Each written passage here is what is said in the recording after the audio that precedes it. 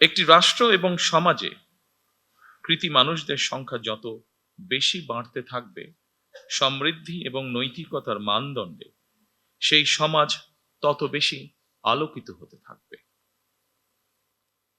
সুতরাং রাষ্ট্র তার নিজের প্রয়োজনে জ্ঞানী গুণী মানুষদের সম্মানিত করে।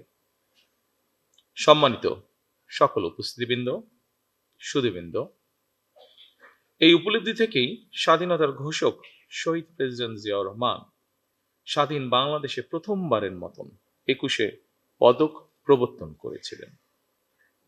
এটি শুধু একটি পদকই নয়, বরং এই পদকের মধ্য দিয়ে 52 ভাষা আন্দোলন থেকে আজ পর্যন্ত বাংলাদেশের ঐতিহাসিক ঘটনাবলীকে স্মরণে আনার পাশাপাশি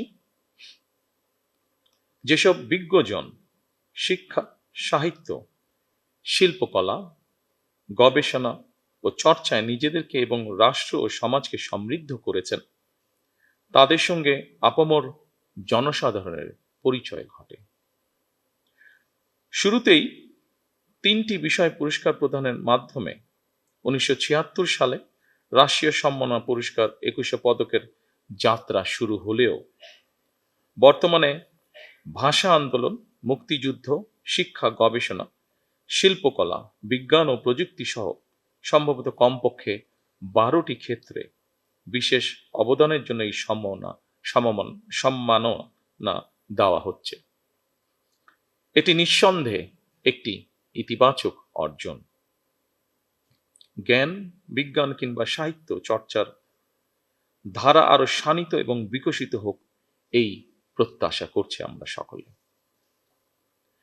শিক্ষা, গবেষণা এবং শিল্প সাহিত্যের চর্চাকে আরো বেগবান করতে রাষ্ট্র এবং সরকার তার দায়িত্ব অবশ্যই পালন করবে।